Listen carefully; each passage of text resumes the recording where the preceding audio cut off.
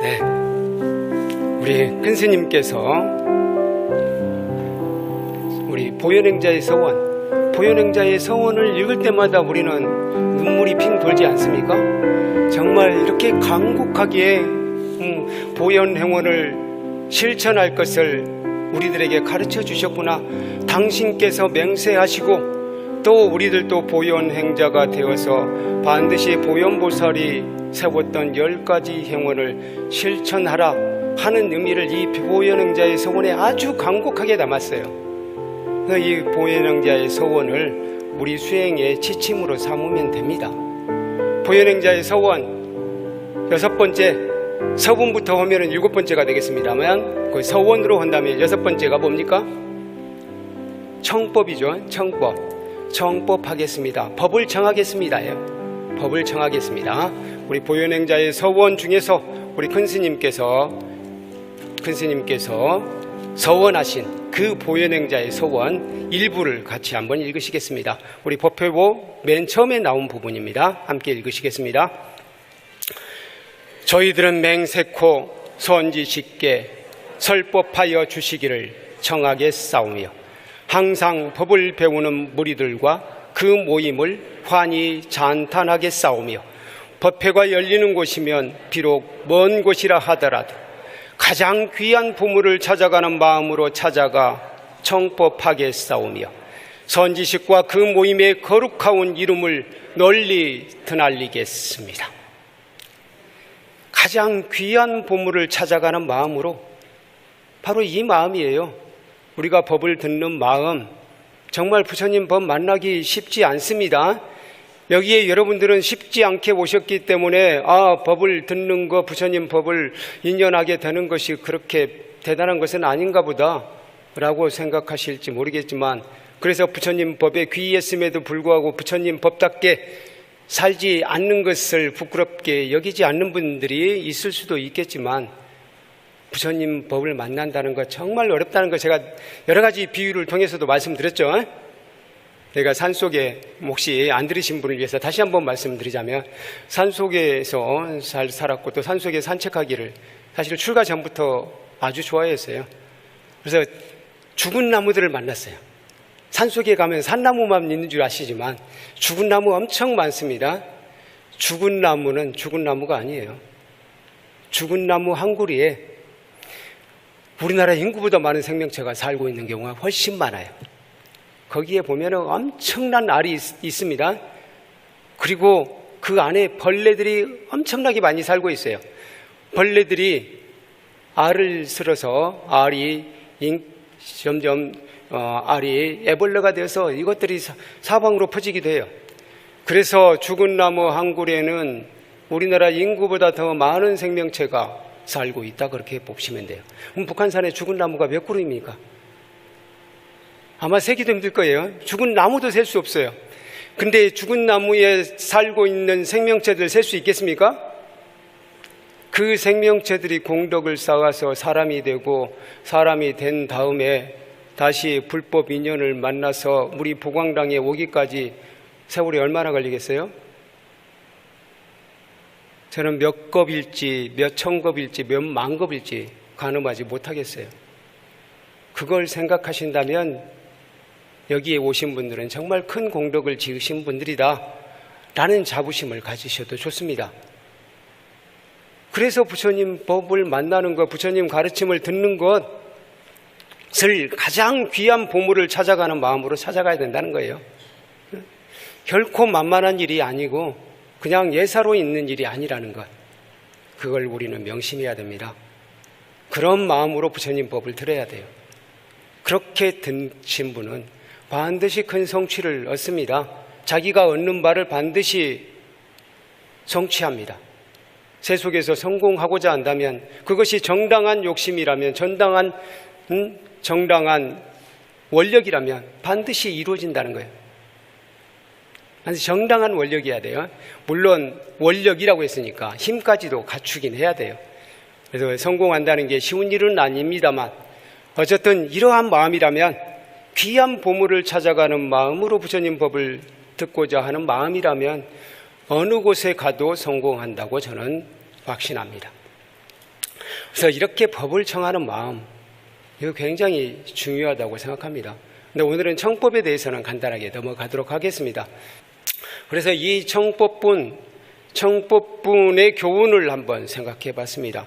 부처님 법을 청하고자 하는 마음, 선지식에게 법을 청하고자 하는 마음, 이것을 우리 일상에 적용하자면 저는 한 5가지로 적용할 수 있다고 생각합니다.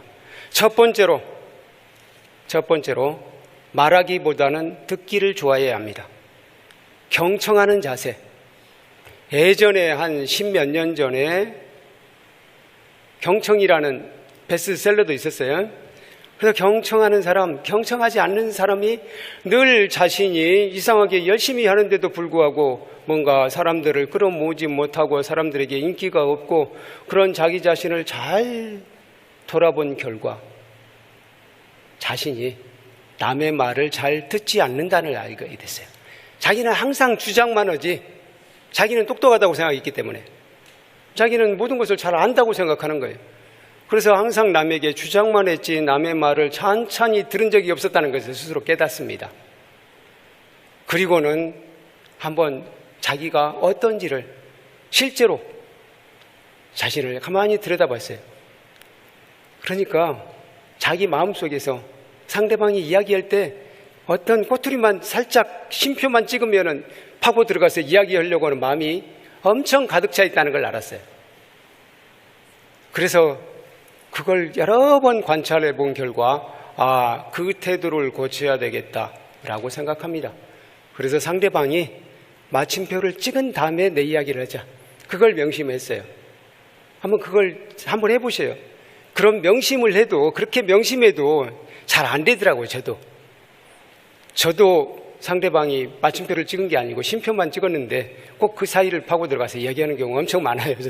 저도 많습니다. 그럴 때마다 자기 자신을 알아차려야 되는데 그걸 알아차리지도 않고 그냥 넘어가 버리는 경우도 있어요. 알아차리면 고칠 수가 있잖아요. 내가 또 상대방 말을 끊어서 내 이야기를 해버렸구나. 그걸 알아차려야 된다는 거예요. 네, 바로 그겁니다. 경청하는 것을 우리는 배워야 돼요. 부처님께 청법하겠습니다. 선지식께 청법하겠습니다. 이 교훈 속에서 한편으로는 남의 말을 끝까지 듣겠습니다. 내 말을 하기보다는 남의 말을 듣겠습니다. 이런 자세로 한번 살아보세요. 그러면은 이상하게 내가 그렇게 잘하지도 않는데 성공의 길이 열립니다. 내가 그렇게 우수한 성적도 아닌데 누군가가 나를 발탁해줘요. 그래서 당신 우리들하고 같이 일해봅시다. 우리 회사에서 당신을 스카우트 하겠습니다. 그런 제안이 들어올 수 있어요. 왜? 그 사람은 남들과 잘 융화하기 때문에, 원만하게 지내기 때문에 그 사람을 중용하게 되는 거예요. 이거 굉장히 중요한 것입니다. 바로 청법에서 바로 그런 교훈을 갖자는 겁니다. 말하기보다는 듣기를 좋아하자. 둘째, 가르치기보다는 배우기를 좋아합니다. 가르치기보다는 배우기를 좋아해야 합니다. 우리도 가르치기를 좋아해요. 대부분의 사람들이. 다 남에게 조언하고 충고하기를 좋아하지 내가 충고받기를 싫어합니다. 누군가가 충고하면 너 지금 나를 가르치려고 하냐? 영화 속에서도 그런 대사 많이 봤죠? 영화 속에서 보면 특히 조폭들이 그러더라고요. 조폭들이 예를 들어서 잘못 이야기했다. 영화 속에서 보니까 그런 장면도 나오던데 사이버를 시볼이라고 있더라고요. 시볼 카페가 뭔 뜻이지? 그러니까 옆에서 쫄따구가 좀 속어를 써서 죄송합니다. 영화 속에 쫄따구라고 나오더라고요. 쫄따구가 옆에서 사이보입니다. 그러니까 두목이 그래 너 잘났다 새끼야. 이렇게 주워받고 막 그러더라고요. 바로 사람들은 가르치는 것을 좋아하지 배우는 것을 싫어한다는 거예요. 근데 여기 이 속에서 청법분 속에서 우리는 가르치는 것보다는 배우는 것을 좋아해야 돼요. 생각해 보세요. 가르치는 것보다 배우는 것이 내가 이익입니다. 가르칠 때는 이미 내가 알고 있는 거잖아요.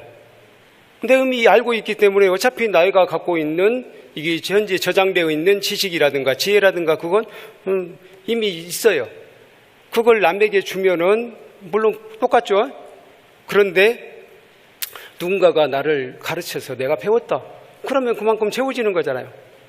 생각해 보면은 배우는 것이 더 이익이에요.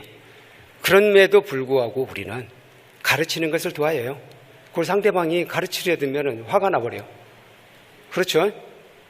그렇지 않은 분 계십니까? 그렇지 않은 분들은 이미 상당 부분 경지에 올라 계시는 분이에요. 대부분의 사람들이 남이 가르치려고 하면 또 나보다 좀 못한다고 생각하는 사람이, 나보다 잘났다고 생각하는 사람이 가르치면 용서할 수 있는데 나보다 못났다고 생각하는 사람이 뭔가 가르치려고 한다. 그러면 갑자기 기분이 나빠져. 그러니까 이런 태도에서는 안 된다는 거예요. 어느 부분은 더 잘하는 사람이 있을 수 있는 거잖아요. 그래서 내가 모든 것을 잘할 수는 없는 거잖아요. 그런 점에서 가르치기보다는 배우려는 자세를 갖자. 설사 내가 아는 것을 남이 가르친다 하더라도 그걸 잘 들어줘 보십시오. 그러면 그 사람은 나에게 호감을 갖습니다. 근데 남이 뭔가를 가르쳐 주려고 하면 나름대로 친절을 베풀려고 할 때 이미 다 알고 있어 새끼야. 죄송합니다. 속어를 자주 써서 이렇게 나오면 안 된다는 거예요. 그래서 가르치기보다는 배우려는 자세를 갖자 하는 것이고요. 배움을 구할 때 적극적인 자세를 갖자. 보면은 우리 절에서도 교육을 새로 시작했잖아요. 이미 많이 알고 계시는 분이 또 오시더라고요. 또 오셔서는 가만히 보면 그분이 제일 열심히 해. 다 알고 있는데 다 외우지 않으셨어요? 외웠어도 저도 그래요. 저도 뭐 천수경을 수십 번 읽었고 천수경 해설서도 여러 번 읽었지만 다시 읽으면 또 새로워요. 그리고 그걸 완벽하게 보지도 않고 남에게 완전하게 해설하기에는 저도 아직도 보고예요. 그러면 아직은 부족하다는 거예요. 보고해야 된다는 것은 무슨 말이냐? 보고해야 된다는 것은 아직 실천하려면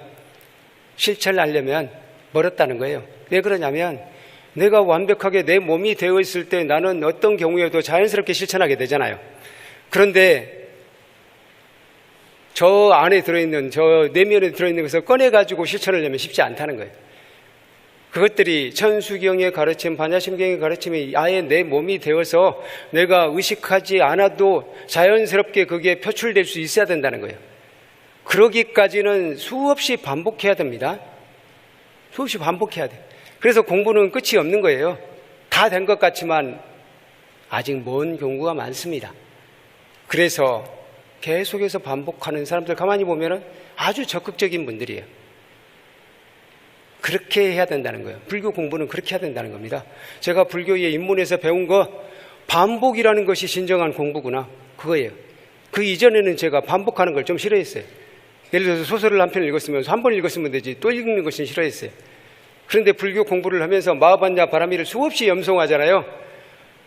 그렇게 수없이 염송하는 이유는 마하반야 바라밀이 내 머릿속에 있는 것이 아니라 내 몸과 마음, 나 자체가 돼야 되는구나. 그래야만 마하반야 바라밀이 바로 나의 삶이 되는구나. 그걸 알았어요. 그렇게 하기 위해서는 끊임없이 반복해야 되는 거예요. 그래서 배우는 사람 이미 알고 있다고 해서 여기서도 지금 이미 다 알고 있는 얘기를 하고 있잖아요. 그래도 여러분들 적극적으로 듣고 계시잖아요. 바로 그런 자세가 필요하다는 거예요.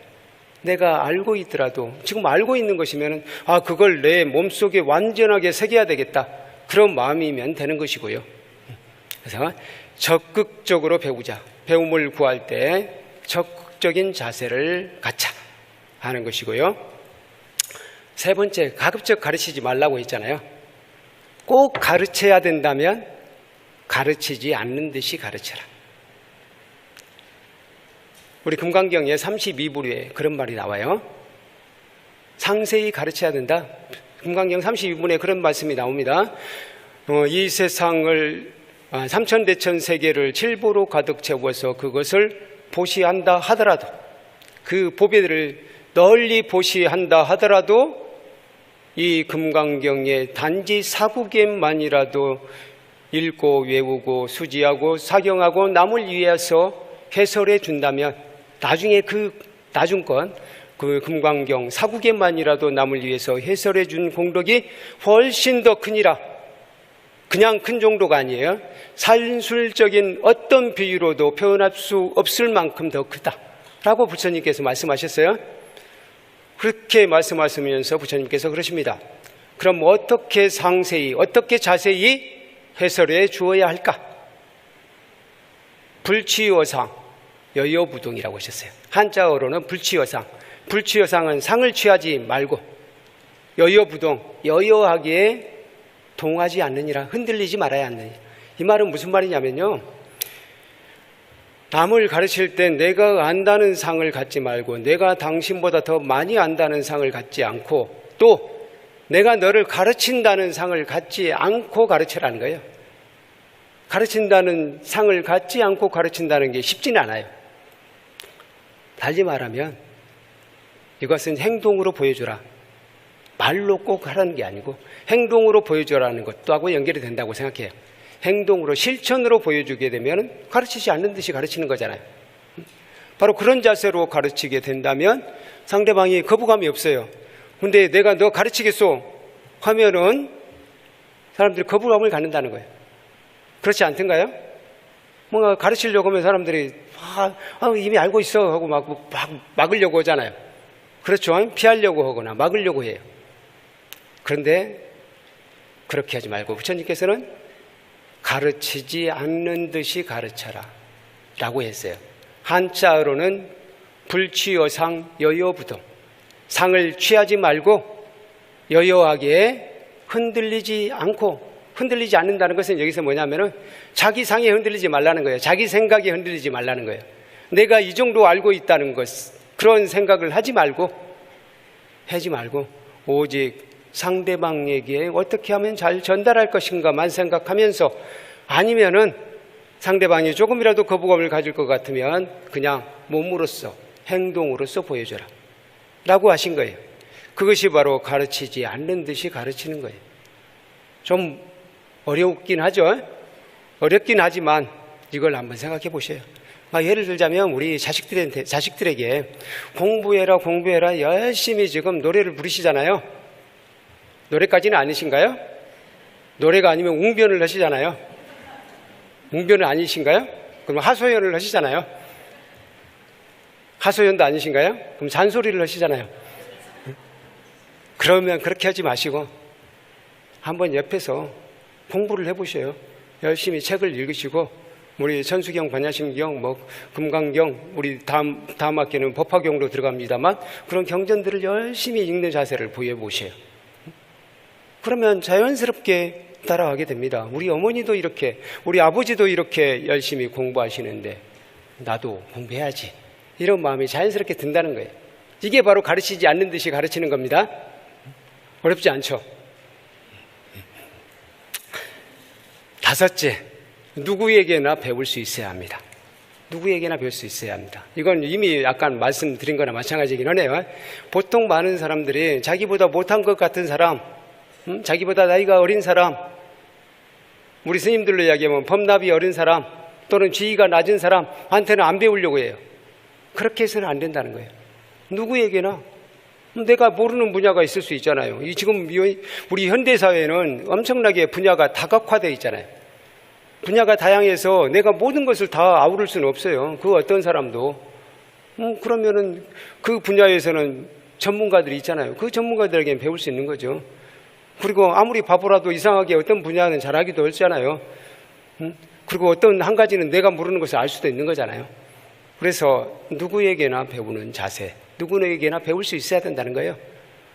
아까도 말씀드렸듯이 한편으로는 내가 이미 아는 것일지라도 상대방이 이야기할 때 들어줄 줄 아는 여유, 이건 굉장히 멋있는 태도라고 생각해요.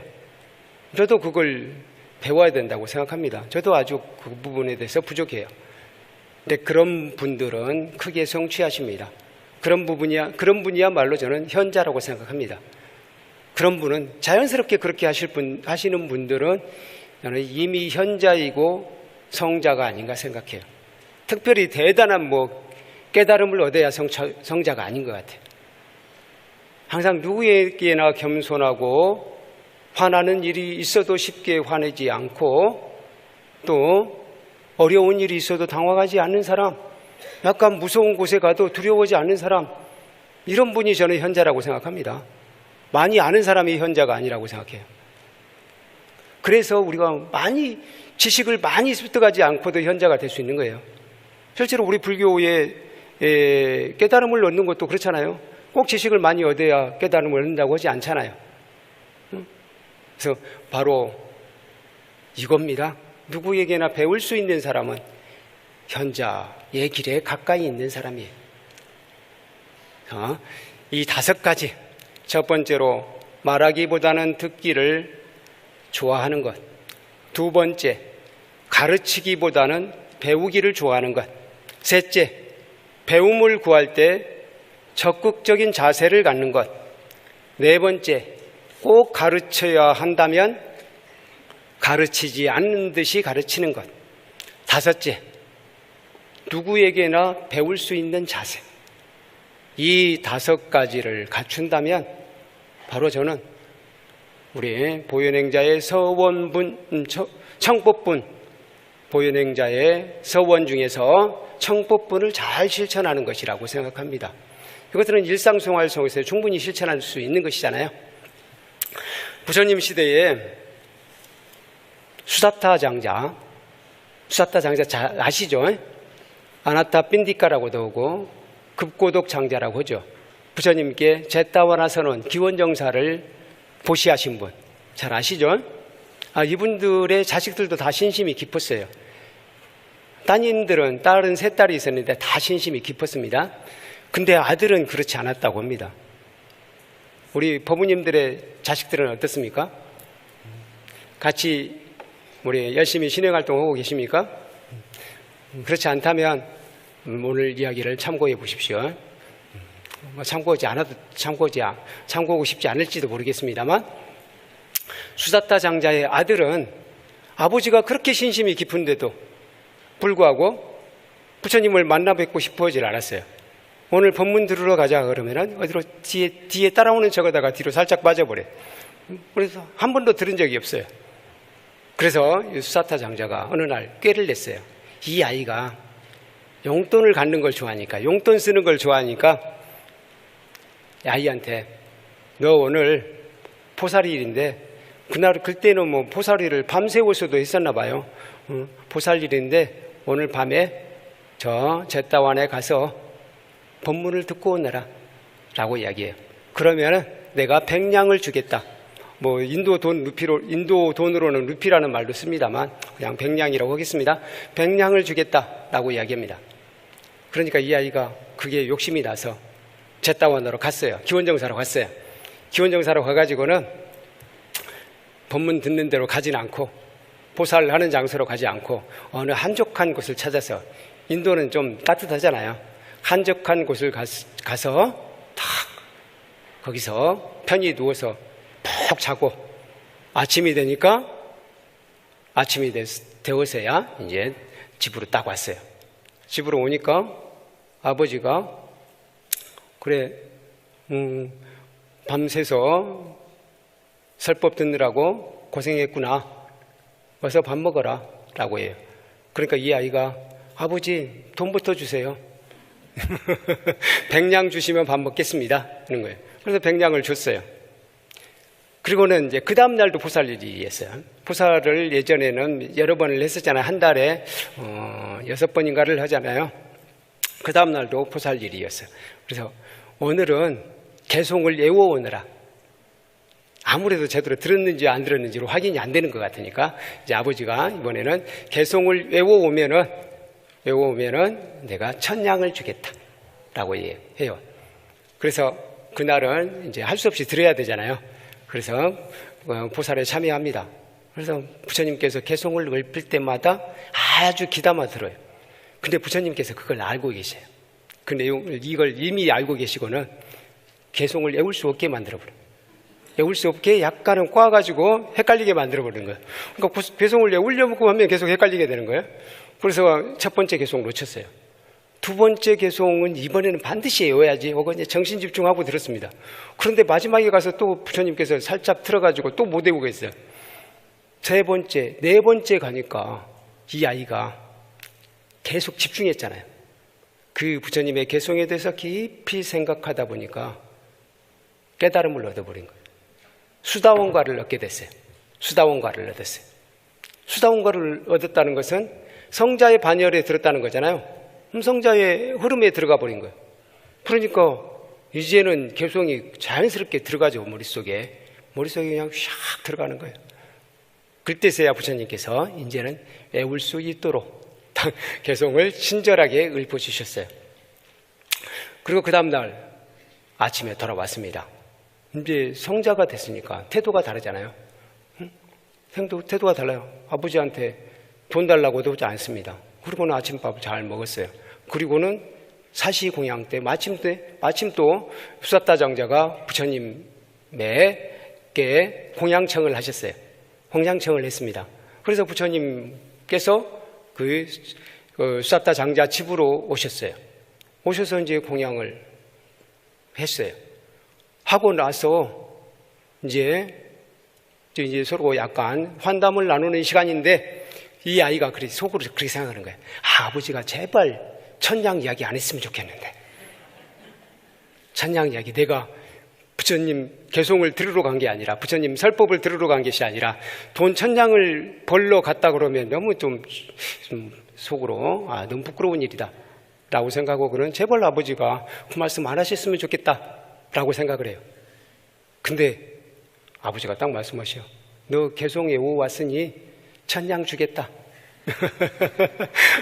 라고 딱 하는 거예요. 천냥을 주겠다고 하니까 이 아이가 그래. 아버지 저 천냥 필요 없어요. 저한테는 천냥이 중요한 것이 아닙니다. 부처님 가르침이 중요한 것이지 이 천냥이 무슨 의미가 있겠습니까? 라고 이야기해요. 아니 어제는 백냥 하나 가지고도 백냥을 줘야만 밥을 먹겠다는 아이가 어떻게 이렇게 달라지는 것이냐 라고 이야기해요. 그러니까 부처님께서 그때 바로 이 개송을 읊어주십니다. 부처님께서 자초지정을 말씀하시고는 이 개송을 읊었습니다. 법구경 178송이에요. 같이 읽으실까요? 우리 법회보 오른쪽에 굵은 글씨가 아래쪽에서부터 두 번째에 있는 거 있죠? 제국의 황제가 되는 것부터 그걸 같이 읽으시겠습니다. 제국의 황제가 되는 것보다 하늘의 영광을 얻는 것보다 우주의 지배자가 되는 것보다 수다원과를 성취하는 것이 더욱 값지다. 그래서 이 아이는 지금 가장 값진 것을 얻었기 때문에 어떤 것도 지금 필요하지가 않은 거예요. 돈 천냥이 부럽겠습니까?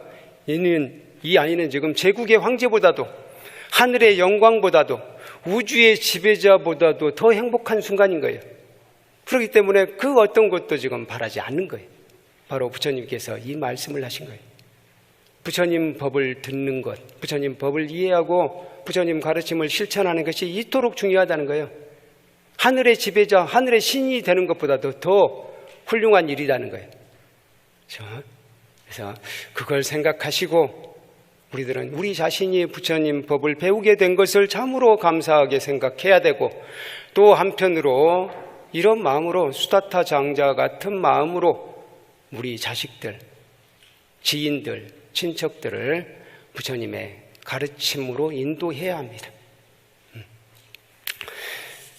마지막으로 서람 추붕 스님의 계곡물 소리 듣다 같이 한번 읽으시겠습니다. 계곡물 소리 있는 그대로 광장설이여라. 팔만대장경을 모두 진실하게 읊고 있나니 가소로워라 인도 땅 늙은 석가여 49년 설법이 헛되고 헛되었도다. 네, 지금까지는 제가 부처님 법의 위대함을 계속 강조했으니까 우리 선사들은 그럼에도 불구하고 부처님 법이라는 그 상에도 갇히지 말아라 라고 이야기합니다.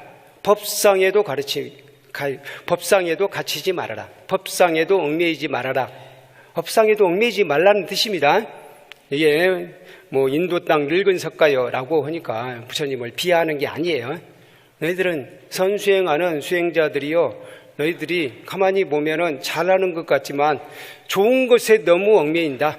부처님 가르침과 같은 진리에 너무 얽매인다. 진리라는 것도 뗏목이라고 생각하고, 뗏목은 강을 건넌 다음에는 놓아야 되듯이 진리라는 것도 진리라는 상에서도 놓아내려 진리라는 상에서도 벗어나야 된다. 이렇게 말씀을 하시는 겁니다. 네, 한편으로는 그렇게 말씀을 드리는 거예요. 그리고 부처님의 가르침이라는 것은 부처님께서 특별히 발명하신 것이 아니라 계곡물 소리와 같은 것이다. 다시 말하면 이 세상 흐름의 법칙이다. 이 세상에 존재하는 그런 원리와 같은 것이다. 부처님의 가르침은 특별한 것이 아니다 라고 이야기하는 거예요. 실제로 부처님께서도 그렇게 말씀하십니다. 당신은 이 세상의 법칙을 발견한 것일 뿐이다 라고 말씀하셔요. 그 법칙에 여법하게 우리가 따르기만 하면 사실은 부처님 가르침이라는 이름이 아니어도 사실은 부처님 가르침을 실천하는 것이기도 합니다. 바로 우리 선수행자들은 이걸 가르치고 있는 거예요. 49년 설법이라는 게 좀 이상하긴 하죠. 여러분들은 45년이라고 생각하지 않으십니까? 근데 한때는 오랫동안 49년이라고도 생각했어요. 부처님께서 19살에 출가를 하셨고 12년 동안 수행을 하셨고, 그러면 깨달으면 몇 살에 왔죠? 31살이 되네요. 19살에 출가를 해서 12년을 수행을 했으니까 12년 동안 고행한 후에 결국 깨달음을 얻으셨다. 이렇게 보기도 했습니다.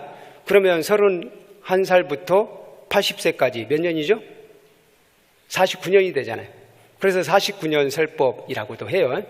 우리 저기 그 성도제일 노래, 성도절의 노래 보면은 6년 하루같이 고행하시오 이렇게도 있고, 12년 하루같이 고행하시오 이렇게 부르기도 해요. 왜 그런지 아시죠?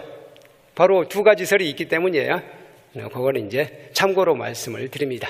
그래서 오늘은 돈을 벌기 위해 법문을 듣다가 깨달음을 얻은 청년이 누구라고요? 수다타 장장 아들의 이야기 한 가지 전해드렸고요. 우리 보현행자는 남에게 듣는 것을 좋아한다. 가르치기보다는 배우기를 좋아한다. 다시 말해서 우리 청법분에서 배워야 할 자세를 말씀드렸습니다. 네, 마지막으로 저를 따라서 하시겠습니다. 불광을 믿자. 불광을 알자. 불광을 지키자. 불광을 살자. 네, 감사합니다. 마반야바라밀.